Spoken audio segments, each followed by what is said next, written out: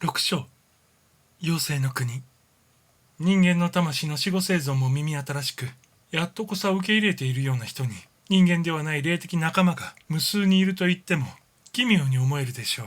その生活がこの地上生命の中に浸透していて、霊的進化の大計画を助けているというのですから、この目に見えない生命はあらゆる物質現象の背後に存在していて、それは最低の生命現象から思考の生命現象に至るまでの背景に働いているのです。この不可視の生命は個々の生命体に影響しているだけでなく、他の諸惑星の生命ともつながりを持っているのです。あらゆる創造物の中には名誉ある孤立などということはありません。実際のところ、どの生命体の間にも分離は存在しないのです。すべてのものが相互依存をしています。一切が混じり合って一大調和の全体を成しています。誤っているように見えても、皆さんの目からは悪とか破壊に見えるものであっても、一大計画の目的に貢献しております。その背後には全宇宙を通じて悪から善へと進めるために作用している神の力と英知と意が存在しているのです。それによって最低から思考に至るまでの全生命体は導かれ統一されていきます。皆さんはどなたも森の小人とか海の人魚の妖精物語をよくご存知です。人によっては実際に海の波の泡に乗っている勇姿を見たとか、また写真でその姿を見て知っているとかいうことです。あらゆる時代を通じて妖精物語や民話は妖精の実在を格言してきております。また皆さんがさらにこれに深く立ち入っていかれれば、これら物語の真実の意味が分かり始めるでしょうし、また見えないこの世界が人間生活や霊的進化に関わる真実の影響をもお分かりになろうというものです。小人たちは時代を超えて文字通り何千という人の目に見られたに違いありません。この物語はエジプト、中国、インド、ギリシャ、特にスカンジナビアに、また皆さんの国の昔話にもありますから、世界のどこの国にも妖精の民話があり、大抵その物語は小人たちの同じような話なのです。英国にいる皆さんの民話とか妖精物語は、その多くはスカンジナビアや北欧から来ているのです。このことを頭に置いてください。偉大な霊的知識の遺産は北方から来ているからです。ずっと太古、地球の大部分が暗黒に投げ込まれた時、賢者たちは北方浄土の人の地、すなわち北方地域に引きこもったのです。これには神秘の意味があるのですが、ここではこれ以上は触れません。しかし次のことははっきりさせておきたい。北方の人から霊的知識の富を受け継いだということ、民話とか妖精物語とか、また神秘の教示という形にくるまれてです。皆さん方の中には自然霊とはどのレベル、どんな程度の生き物かと考えてみた方もおありでしょう。私どもは次のように説明したいと思います。すなわちこれら自然王国の生き物はエーテルの中で物質化する、つまりエーテルの体を持つと。皆さんは地水化風の資源のことはよくご存知です。この地水化風の中に、これに浸透して空気より精妙なエーテルが存在するのです。皆さんが呼吸している空気は調節したり、重さを測ったり、分析したりできます。しかし、もっと精妙なエーテルでできた空気もまた存在するのです。そのように、水、火、土の場合も同じです。物質の4つの要素に浸透しながら、それぞれに相応じた精妙なエーテルが存在しています。このエーテルから自然霊は創造されます。それゆえに自然霊はエーテル界に所属しており、そこで活動し、そこからやってきます。皆さんは花を見る、その香りを嗅ぐ、そうして何という美しさと言います。しかし花の背後に花の内部に何があるのか疑ってみたことがありますか？皆さんはそれは神の愛の表現という。それはそうです。あらゆる生命は神の愛の現れです。しかしどうやってその表現は出てくるのでしょう。どういう霊的過程をたどれば花の形ができるのでしょう。確かにそこには神の愛の表現の通りに形を作る手助けをしている一群の目に見えない助手たちがいるのではないですか。皆さんは言う、神は世界を創造し人間をお作りになったと。そうです。しかし神はその意志の遂行のために無数の働き手を必要となさる。神は偉大な建築家です。しかし神は無数の働き手をお持ちで、最低から最高に至るまでの仕事を整えておいでになる。ここで小人の霊たちの仕事を述べる前に、資源、地、水、火、風の自然霊とエレメンタル随質から思想によって創出されるエレメンタル、年齢、との相違について述べておきます。念の作用で創出形成されるたくさんの年齢というものが存在しています。このことは人間の思考がどんなに重大なものか、おそらく皆さんにも分かってもらえるでしょう。皆さんが不純で暴力的な思いや恐怖感や暗い思想で何を作り出しているか、皆さんにはほとんど分かっていない。時折こういう人がいる。私のそばに嫌な霊魂がいると。だが、その嫌な霊魂とは、自分自身の思想の産物に他ならぬことを、何と説明したものか我らにも難しい。妖精として知られている霊。庭園などで働いている小さな妖精たちに、通常人間は気づきません。しかし彼らに愛や調和のある気持ちを向ければ、彼らはこれに反応します。こういう方法で、忙しく物陰で、花や木に霊的生命層を運んでいる妖精たちの愛を勝ち取ることができます。これら有的生命たちの姿形は様々です。だが一般には人間に似た姿をしており、羽を持っていることもしばしばです。妖精たちは本当は小さいんですが、この特殊な仕事によっては、かなりの大きさのものもいます。彼らは霊視すれば、庭や森や水辺や、時には家の炉でも見えます。この後者は火の精サラマンダーです。火の精は他にもそういう妖精はいますが、怒らせるとひどいいたずらをしたりします。これは仕掛ける人間にもよりますが、もし皆さんが彼らを信じ、愛情を持って協調して生きようとか、仕事をしようとかすれば、彼らも皆さんを愛し奉仕をしてくれます。もちろん黒魔術に使える妖精たちもいます。しかしここではこれに言及しません。ここでは自然王国の綺麗な面、明るい面だけを示したいと思いますので。とは申しても、前にも言いましたが、一切は神の御手の内に入っているのではありますが、資源の問題に戻りましょう。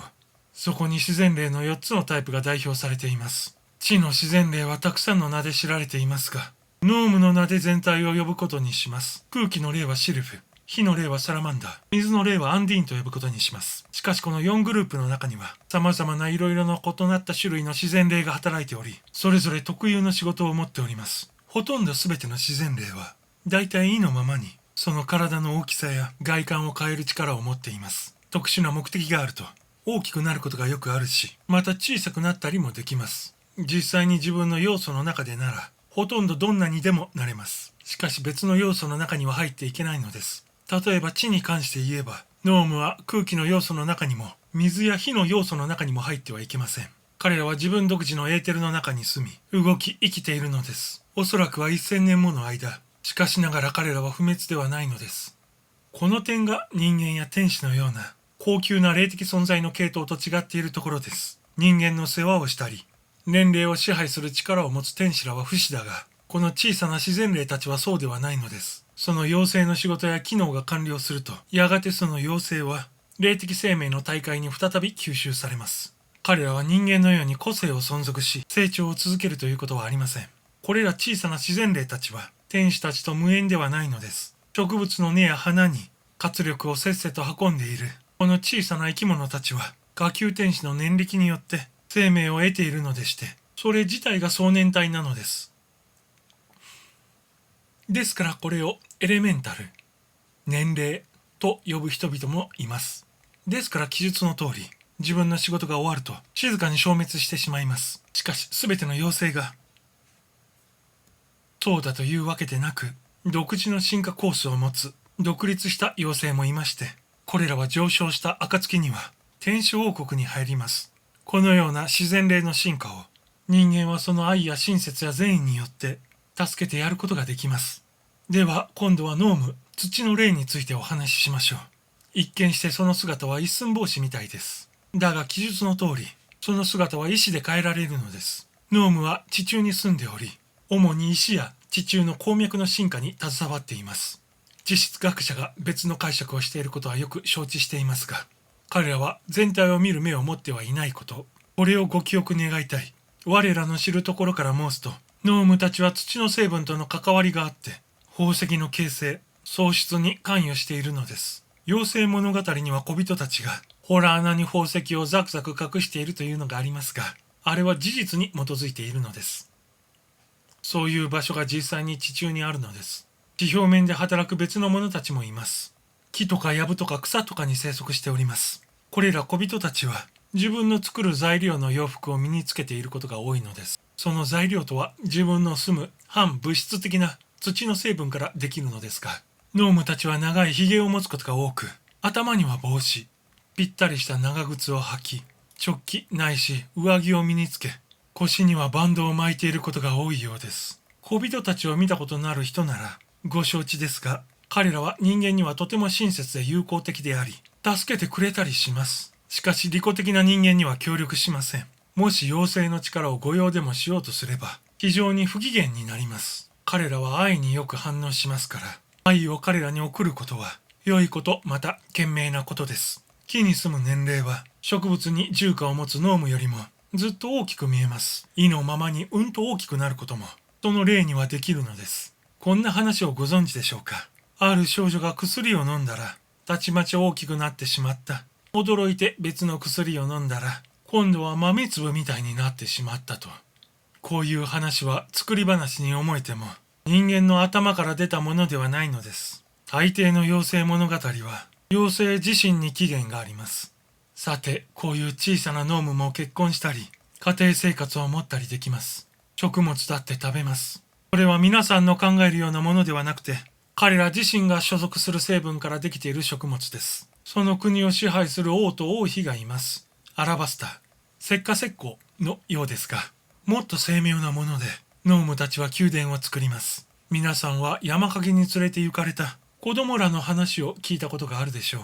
妖精のお城がはっきりと丘に立っていたのです。それは実在なのです。ただし物質ではないので、皆さんの目には見えないのです。しかし皆さんが視力を、神聖の明晰な視力を開発されれば、地上のこれら妖精の城が目に見えるのです。これと同じ驚くべきことが空中にも水中にもあります。水の霊の中には、マーメイド、人魚と呼ばれているものもいます。これは実在していますが、物質の中にいるのではないので、普通人の目では見えないのです。船乗りが人魚を見たというと、一生に付されます。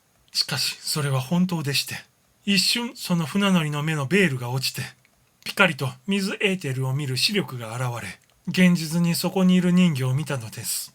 子供は霊界から地上へ生まれてきて、日が浅いのでまだ霊界の方へ近いわけです。したがって霊界の記憶が残っていて、心には自然霊のことが残っています。こういう次第で、子供たちは容易に妖精の国に入り込んで見ることができます。この点が地上に長く住んでいる大人たちとは違うのです。アンディーン、すなわち水霊は見るからに美しいものです。美しい水エーテルでできた優美な小さい生き物です。よく海洋の波に乗っていたり、シダや花の咲く岩場の水たまり、あるいは湿地などで見受けられます。水の精たちは、水のような光った素材を身にまとっていて、緑がかった海のあらゆる色彩でピカピカしています。水の精の仕事とは、水中の植物の生育や水の運動に関わっています。彼らはまた、人間性の中の水の性質と、すなわち人間固有の感情や心の動きと結びついております。感情が激しくなると、水の自然霊たちが集まってきて、混乱を、時には感情の嵐を引き起こします。この嵐を投御できる力はただ一つ。イエスが嵐を鎮めた時のように、愛の力です。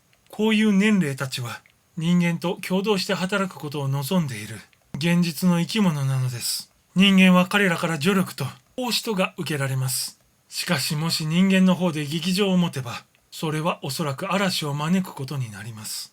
小さい方の水の精には通常は羽がありまして、フェアリー、妖精と人は呼びますが、これは水のある土地の花の近くにいたりします。とても愛らしくて薄い羽、薄い着物を身につけています。時として霧の中に小さな鬼火が見えることがあります。湿地とか狩猟地のようなところに水エーテルでできているのですが、生きている霧の鬼火とでも申しますか、それがあちこちと漂っているのです。この現象に科学的な説明が下されていることは承知していますが、前にも述べた通り、この現象には物質的理由以上のものがあるのです。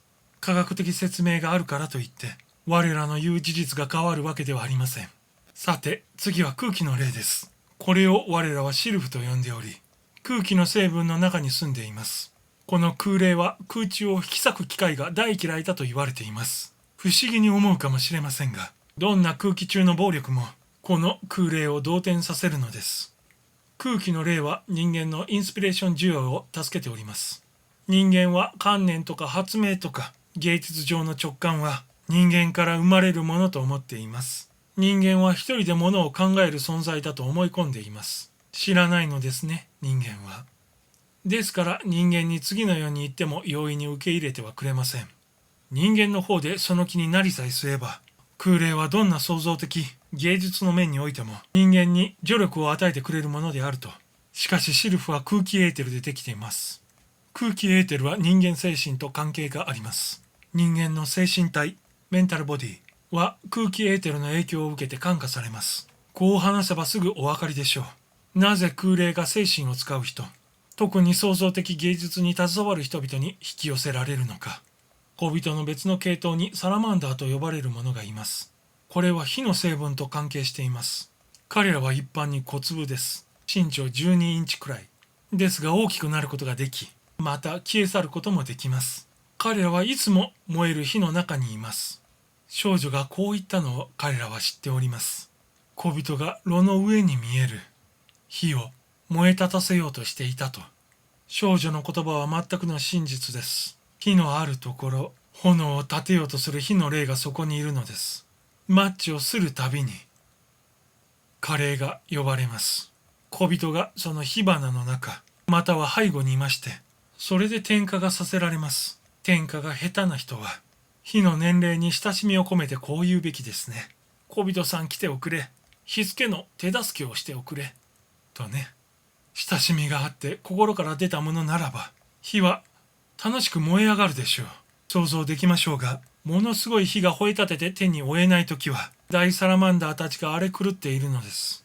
もちろん時にはサラマンダーが有害となることがあります。時に何か不快な力が侵入して、人家や建物に不調和な状態が生まれた時です。感触などの気持ちがあると、サラマンダーを非常に動転させて、トラブルの原因となります。家や建物の中での精神的な難事はどんなものでも必ず危険です。そういうものがサラマンダーを刺激して行動に走らせるからです。サラマンダーは手に負えないところがあります。子供と同じで自分のしていることがわからないからです。実際に自然霊たちは人間の精神が考えた結果、提起された現象の多くに関わりを持っています。さればそういう現象とは、こういう村木の小さな生命たちと取引をしているのと同じことです。もし皆さんが彼らを愛して受け入れるなら、それが本心なら、それに応えようとして、動物と同じように言うことを聞いてくれ、奉仕してくれます。だが、つむじを曲げさせると、彼らのいたずらのお膳立てをすることになります。心霊現象はどんな種類のものでも、自然霊によって制御されないものはありません。しかし記憶していただきたいことは、人霊と同様に自然霊も誘拐に住んでいるということ。自然霊はいたずらが好きで、心霊力を使いたがるということです。しかしながら我らは、次の事実を強調しておきたい。